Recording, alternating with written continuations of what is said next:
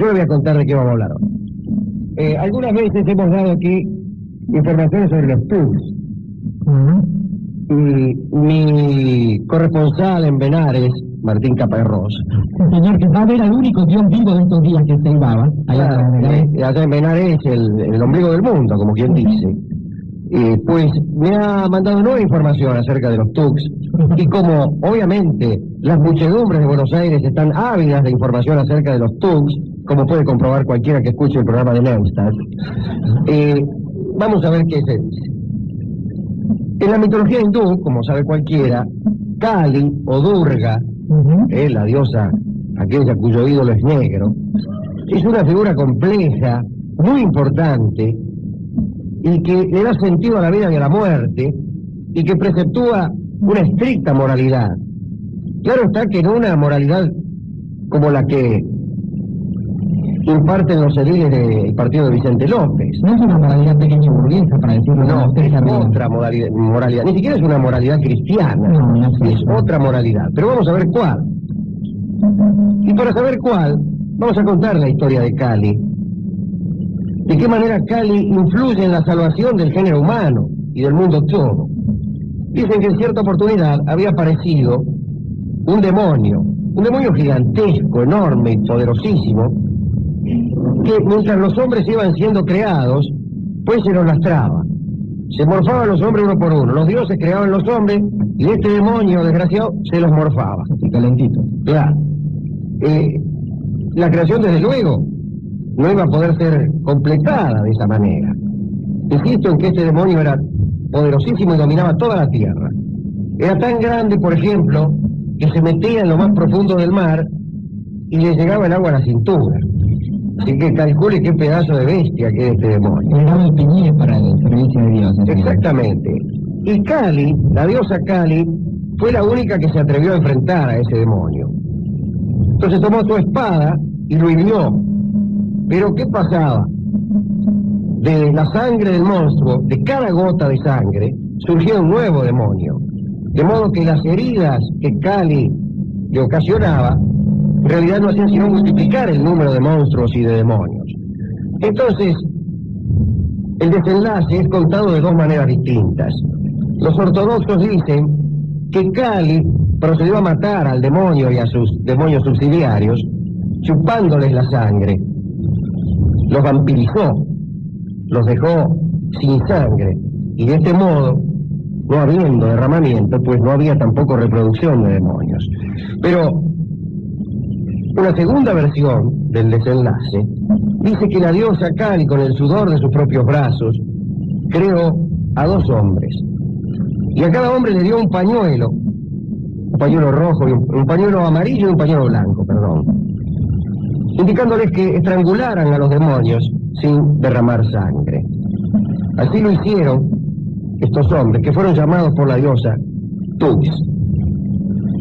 Y dicen que Kali dejó a los TUCs sus pañuelos como distintivo de la colaboración que habían prestado para la salvación del género humano.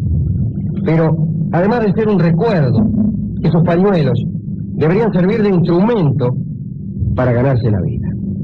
Y así es que estos hombres, los TUCs, y luego sus descendientes, se ganaban la vida del siguiente modo. Utilizando estos pañuelos, asesinaban a las personas en los caminos. No tanto por codicia, sino por obligación religiosa. Ya hemos contado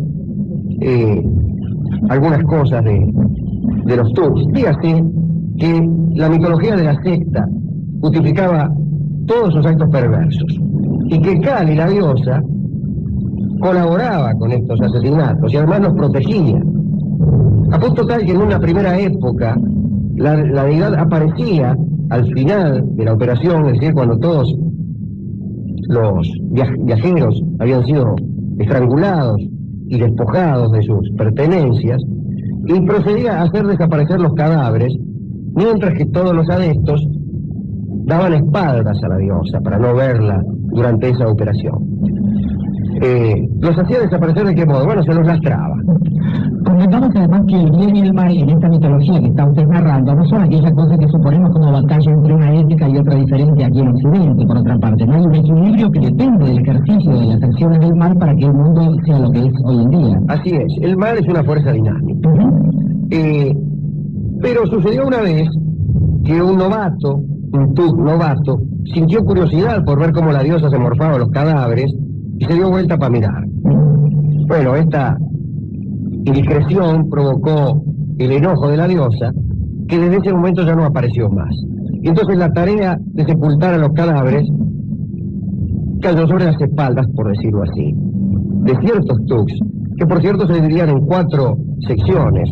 Los seductores, que eran los que atraían con cantos y con historias a las víctimas, los ejecutores, que eran los que estrangulaban, y tenían además la habilidad de hacerlo sin causar dolor, y se jactaban de ello. Los purificadores, que eran los que despojaban a los muertos, y los hospitalarios, que cumpliendo la función que antes cumplía la diosa Kali, les daban sepultura. Recién hacia finales del siglo XVIII, Europa tuvo noticia de los Tugs. Y en 1799 se hizo la primera captura de Tugs por la policía británica. 100 Tugs fueron detenidos en Bangalore. Y recién ahí empezaron a saberse cosas de los Tugs. Particularmente por un médico inglés, el señor Robert Sherwood, quien, interesado en este asunto de los Tugs, empezó a interrogar a los que caían en cana. Y resulta que favoreció la tarea de Sherwood el no arrepentirse en absoluto los Tugs de lo que hacían, de lo que habían hecho, de creer que cumplían con una obligación religiosa, como así era. Se supo que actuaban en partidas de entre 15 y 200 Tugs. Se supo que hablaban una lengua que hoy la perdida, que es el ramasí. La palabra Tug quiere decir engañador. Y en verdad engañaban, porque solían conchavarse como sirvientes de las caravanas, guías, e incluso como defensores contra los Tugs. Bueno, en el momento menos pensado, aparecían ahí y decían: perdieron, somos los Tugs, y adiós mi plata. La diosa Kali sentía debilidad, quiero decir que favorecía a ciertas profesiones, a ciertas condiciones humanas. Por ejemplo, protegía a los orfebres, a los herreros, a los carpinteros, a los alfareros, a los zapateros, a los poetas, a los faquires, a los músicos, a los aceiteros, a los bailarines, a los barrenderos, a los mutilados y a los leprosos. Es una buena combinación de gremios, incluso diría esa. Creo que sí. Pero además, no solamente impedía a sus adeptos asesinar a esta clase de personas, sino que una caravana podía considerarse salva cuando uno solo de sus integrantes cumplía con alguna de estas condiciones. Antes del asalto, los Tugs acostumbraban a celebrar unos ritos, sacrificio de una oveja, ciertas oraciones, y ofrecían manjares a la diosa, desparramaban flores por el suelo, y esperaban señales de la diosa. Si acaso las señales eran favorables, seguían adelante con el asalto y con el asesinato ritual. Pero si la diosa le daba mancada, pues postergaban los crímenes para otro día mejor. Después de los crímenes, también venía una especie de festín. Había un festín sobre las tumbas mismas de las víctimas.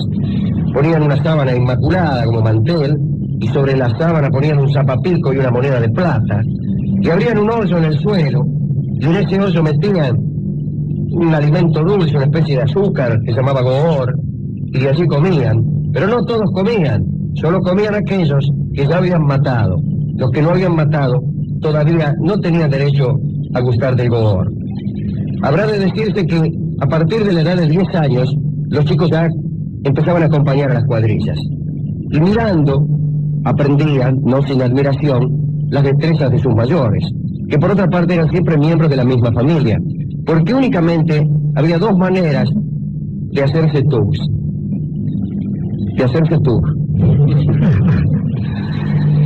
La primera era naciendo hijo de Tug, y la segunda era siendo víctima de los Tugs pero siendo un niño. Los Tux perdonaban a los niños y en vez de matarlos, los criaban y educaban para que fueran Tux cuando mayores. También le perdonaban la vida a las niñas, pero como no admitían mujeres en el trabajo, a las niñas las reservaban para su posterior venta como prostitutas. Los chicos, hasta la edad de 18 años, edad en que comenzaban a matar, servían como cebo para que las víctimas confiaran. Desde luego, habiendo niños de corta edad, ¿quién no va a confiar? Bueno, yo.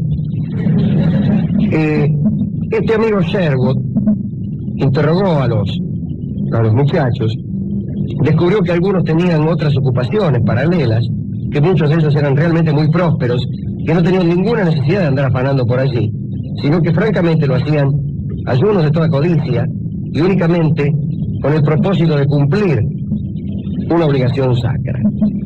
Se calcula que en toda la historia de la secta, 1 millón de personas fueron Tux. Muy poco, ¿no? Y se calcula que otras tantas fueron sus víctimas, alrededor de 1 millón.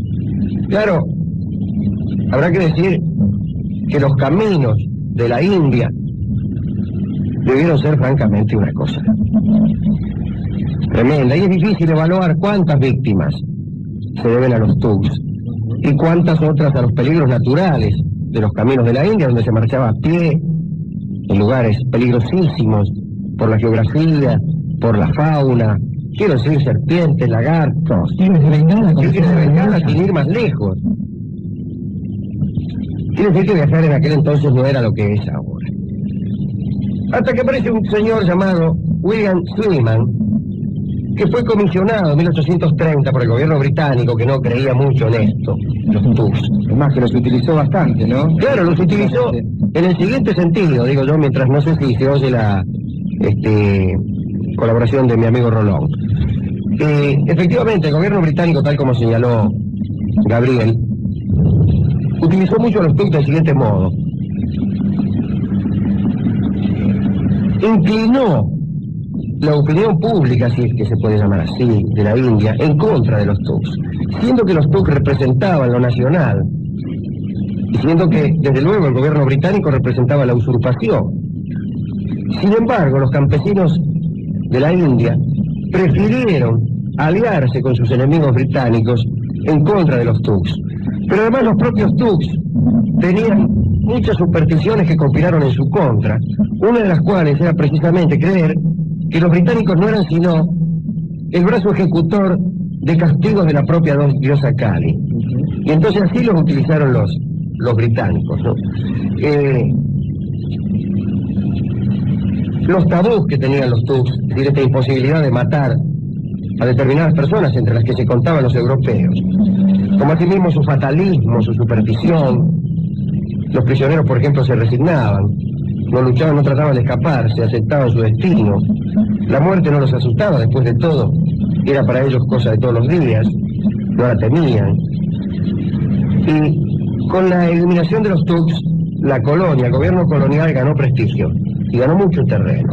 Prefirieron, insisto, los campesinos de la India aliarse con sus opresores en contra de los Tux, que en cierto modo venían a significar la tradición y lo nacional. Es algo que además en el día de hoy incluso se conoce con el nombre de fascismo. Este tipo de política que la corona británica siempre se llama de ese modo. Las penas a las que fueron condenados los Tux iban desde la horca lisa y llana, pasando por la cárcel, pero también la rehabilitación. Muchos de ellos eran verdaderamente unos artesanos magistrales.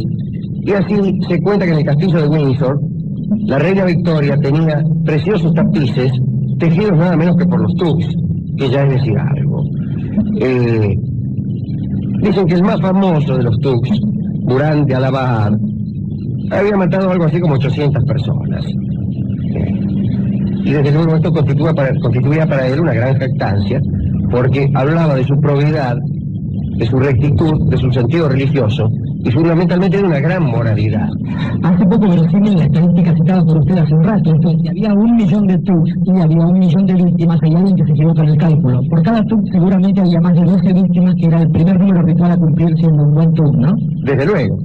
Si es que, por ejemplo, nadie comía el goor si no había matado a una persona, se comprenderá que el matar a una persona era lo menos que se esperaba de un tuk. Y no es posible que habiendo uno que se había cargado 800, el promedio fuera 1.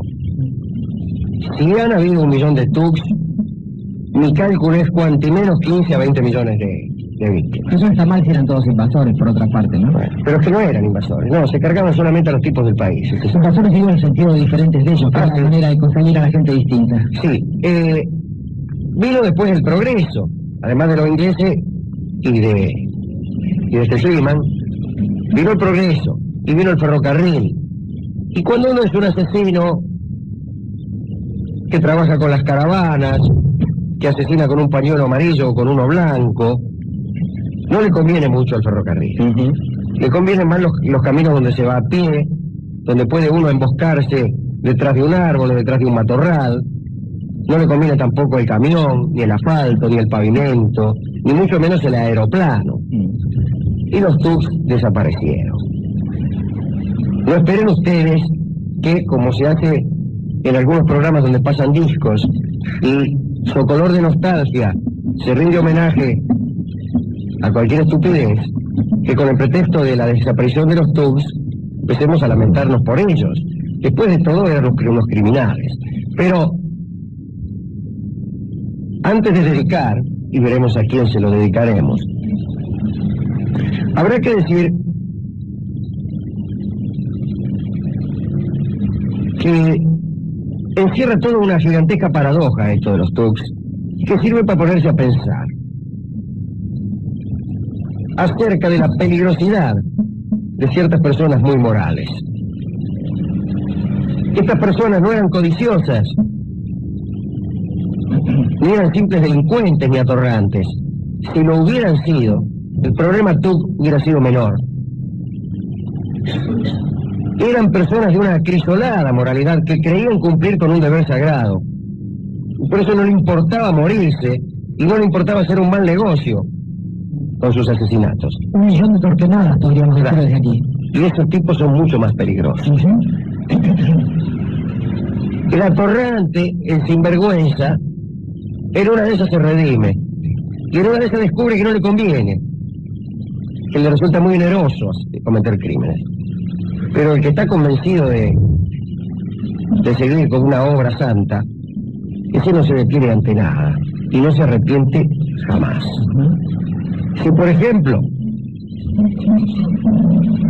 el director artístico, digamos de un canal de televisión, de una emisora de radio, etcétera, es, pongamos por caso, un atorrante, es un hombre codicioso.